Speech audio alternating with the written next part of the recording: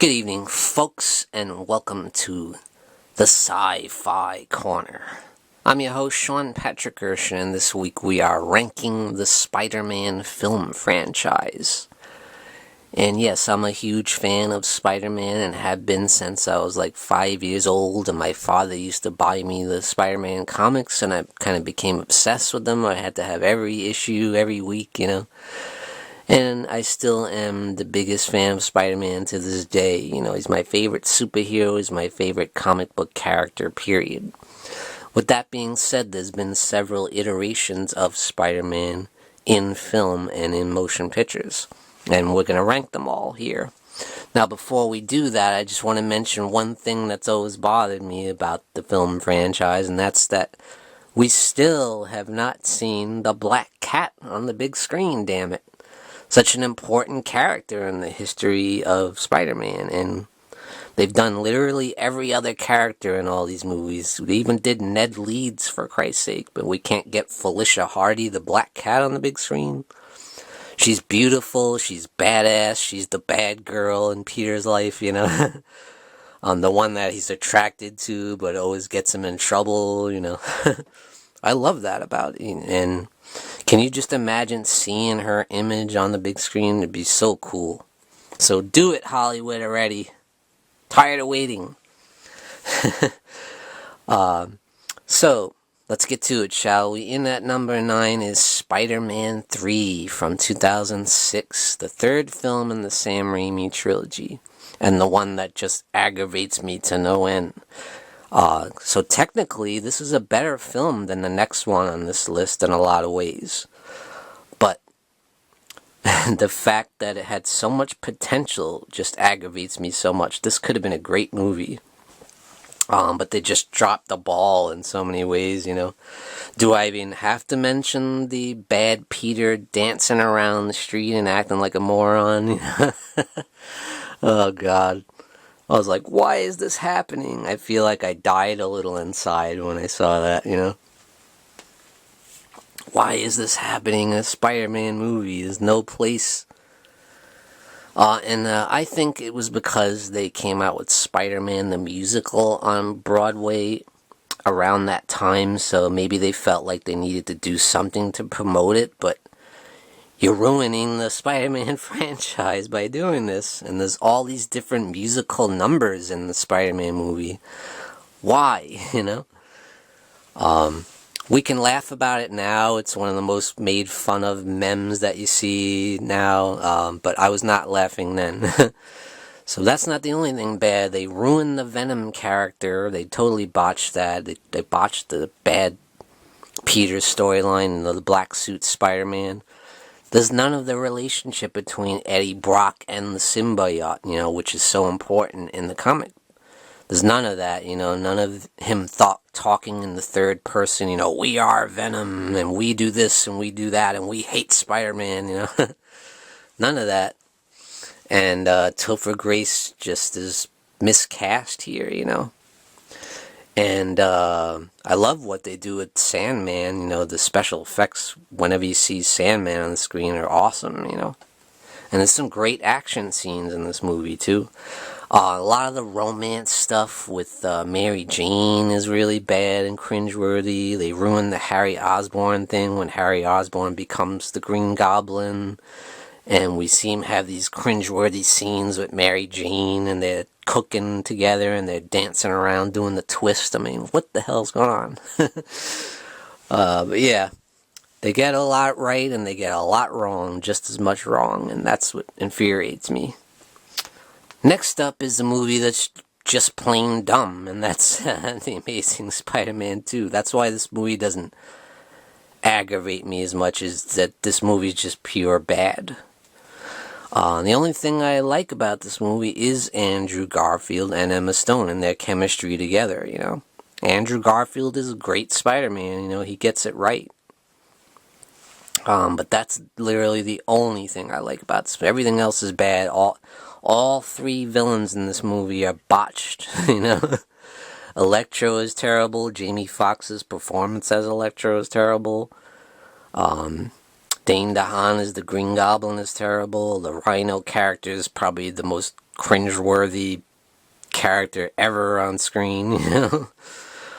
So yeah, they get a lot wrong in here. They get a lot what they did right in the first Amazing Spider-Man, they get wrong here. Next up is a film that I really enjoy, but still bothers me in some ways, and that is the first film in the John Watts franchise. Now, we first saw Spider-Man rebooted with Tom Holland in the film Captain America Civil War. You know, that was, them Marvel bringing in Spider-Man finally into the MCU. And that was cool, and that was exciting, and this was his first solo adventure, but I still feel like he was too tied to the MCU and tied to the Iron Man character, and Tony Stark. And it always annoyed me, the fact that Spider-Man's relying on this suit that's like all this high-tech stuff. I'm like, that's never been a major aspect of Spider-Man in the comics. I'm like, why is this such a focus? Why does Spider-Man need this high-tech suit that's basically like an Iron Man suit, it just annoys me, that's never been a major part of Spider-Man history, so I didn't like that aspect, so. But they do get a lot right. I love Michael Keaton as the Vulture. He does a fantastic job. And I like the fact that this is kind of a grounded story, that, this isn't like, world-ending stuff, It's kind of Spider-Man being the friendly neighborhood Spider-Man in the suburbs. He's not swinging around with the big skyscrapers of New York City. It's just like jumping on top of houses. I love the scene when he just shoots his web into the middle of a field and there's nothing for him to latch on to. I thought that was hilarious. So yeah, everything from here on is films that I really enjoy, and I did enjoy The Amazing Spider-Man, the first entry in the Mark Webb franchise, starring Andrew Garfield as Peter Parker Spider-Man. And Andrew Garfield does a great job, He especially gets it right whenever he is Spider-Man, and they finally got that aspect right. And that's Spider-Man, when he's in the suit, being this wisecracking, wise ass, making fun of his villains and making fun of the criminals, and, getting inside their head and inside their psyche, They get that real right here, and that's my favorite part of this movie. But outside of that, they kind of made this like a darker kind of Spider-Man film. I feel like they were trying to make it like the Batman films, the Dark Knight trilogy. They were trying to get a lot of influence from that. You always see Spider-Man in the dark and in the rain and stuff. They're trying to make it like dark and gritty. And, I didn't mind that so much, but, Spider-Man is not really a dark character. I mean, yeah, when you get into the villains, it's kind of dark, but him as a character is kind of lighthearted. He's funny, he's, a wise ass, and, there's a lot of humor in the Spider-Man comics until you get to the villain stuff. But here, like, the whole movie is pretty dark and gritty. Next up, we have SpiderMan No Way Home, and I do really enjoy this one. To me, this was definitely a step up from Homecoming, and I really like Tom Holland as Spider-Man. He gets kind of the balance between Peter Parker and Spider-Man right. He gets the humor when he's Spider-Man right, and he's very good as Peter Parker, which, Andrew Garfield and Tobey Maguire couldn't quite get that balance right, and here, Tom Holland does get it right, I feel, in a lot of ways. This film is definitely still tied to the MCU a lot, with Nick Fury, Samuel Jackson and all that, and S.H.I.E.L.D., and but I do love how they handled the Mysterio character. Jake Gyllenhaal was great, and I love the costume, and I love the twist with his character. And it was cool seeing Spider-Man out of his element, instead of being in New York City all the time, now he's in Europe, and, and you get some great shots of Italy and France, and very cool. Next up, we have Spider-Man Into the Spider-Verse, an animated motion picture, but, it was released in the theaters, and it was a big hit. It was a surprise hit. And I really enjoyed it. Now, I never really read the Miles Morales Spider-Man stories because I was already done with comic books at that point, but this got me into it, I like the whole idea of the Spider-Verse and seeing all these different Spider-Men come from different alternate universes. Spider-Man Noir, played by Nicolas Cage, and Spider-Gwen. That was cool, seeing Gwen Stacy as this badass with the same powers as Spider-Man. How cool is that? And, I like the Miles Morales character, and I like, seeing the older, wiser Peter Parker, who's, been a veteran. Now, I've been waiting to see that in the live-action films, which we haven't quite seen that yet, but at least until No Way Home. But, I thought this movie was a lot of fun. The animation was great. It had a good soundtrack to it. It was cool. Next up, we have Spider-Man 2. Many people would consider this to be the best film in the Spider-Man franchise, and it's hard to argue that. It is a fantastic sequel. And this is the second film in the Sam Raimi trilogy with Tobey Maguire as Peter Parker Spider-Man and Kirsten Dunst as Mary Jane, and you had Alfred Molina as Dr. Octopus. Great iteration of that character. It's very, very authentic to the comic book.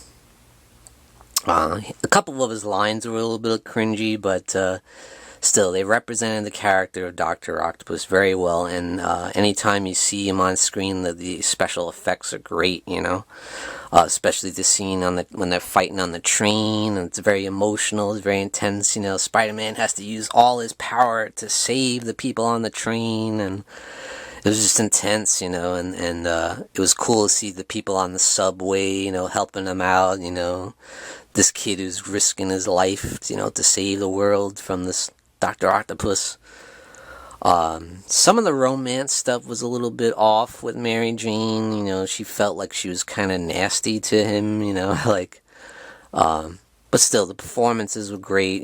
James Franco's great as Harry Osborn, and I like his, anger against Spider-Man because of what happened with his father, It's a fantastic film, the special effects are better in this movie, and I think the suit looked a little bit better too. Yeah, it's an awesome movie. They still didn't get the humor right with Tobey Maguire as Spider-Man when he's in the costume, But you can't have it all, But it's pretty damn close to being a perfect Spider-Man movie. Next up is Spider-Man No Way Home. I love this movie, and now this is the newest film from 2021 that just came out with Tom Holland as Spider-Man. I loved it. To me, it was getting away from kind of the MCU. You still had Doctor Strange and everything, but I love the idea of kind of the live-action version of Into the Spider-Verse in a way, And the way they handled that was just brilliant, and it was so great seeing the classic villains come back, Willem Dafoe is Green Goblin from the Sam Raimi trilogy, Alfred Molina come back as Doc Ock from Sam Raimi, then you had Electro from the Mark Webb series, and I thought they actually improved on his character a lot in this movie, so that was great. And we got to see Peter Parker really mature and have to make some of the hard decisions, and become an adult, instead of, we've been seeing Spider-Boy up until now, So it was great to see his character progress and become a man and, have to deal with these hard situations, and this heartbreaking things that happen in the movie, So yeah, I think it's great. And of course, the big reveal, I won't mention it because it's a spoiler, but the big reveal is handled amazingly well. I love everything they did with that, and I was just like a little schoolboy. It couldn't get the smile off my face. I loved everything they did with that. So yeah, definitely highly recommend Spider-Man No Way Home, and I do think it's number 2 in the franchise. Now, what's number 1? The original Spider-Man from 2002, the first film in the Sam Raimi trilogy. There's so much they got right, and it was so thrilling to finally see Spider-Man on the big screen, in all his glory. And the special effects were great, and they got so many aspects of the character right. I loved Willem Dafoe as the Green Goblin. Green Goblin is the ultimate Spider-Man villain to me, and I feel like they did him justice here. And Willem Dafoe's performance is brilliant. He's awesome. I loved him. And, they handled the Spider-Man origins beautifully, I thought. Just perfect. And I like the fact that the webs come straight from his body, straight from his wrist, and that's like almost like a mutation of him getting bit by the radioactive spider. And I always like that. A lot of people don't, but I do. And it's got some great action. All the scenes of him swinging around the city just look fantastic, and I think they still hold up to this day. The CGI is great. And I do like some of the romance with Mary Jane, played by Kirsten Dunst, and it's a great cast, and especially J.K. Simmons as J. Jonah Jameson is just absolutely perfect. You couldn't ask for a better, more accurate portrayal of a character from the comics than J. Jonah Jameson. Just absolutely perfect. So great supporting cast, great action, and they handled the origin story great. They get so many things right in this movie, and that's why it's my favorite. I still watch it to this day, and I still really enjoy it. And also, I have to say, there's some brutal fight scenes between Spider-Man and the Green Goblin that are just really intense, when he's like, especially the final battle, like, you spun your last web, Spider-Man. It was a really intense battle, but then when Norman Osborn's talking about Mary Jane and me and MJ are gonna have a hell of a time, and then you see Spider-Man's face just have growling, and like, oh no you didn't, and then he just comes back and pummels the crap out of him, It's like, that was like, yes, and I was just like shouting when I was in the theater, yes, just awesome. So yeah, huge fan of Spider-Man and the Spider-Man film franchise, and I think it's in a great place right now with the Tom Holland franchise. And I'm so excited to see what happens in the future. So yeah, love Spider-Man. Thank you for joining me, guys, at the Sci-Fi Corner. Tune in and blast off.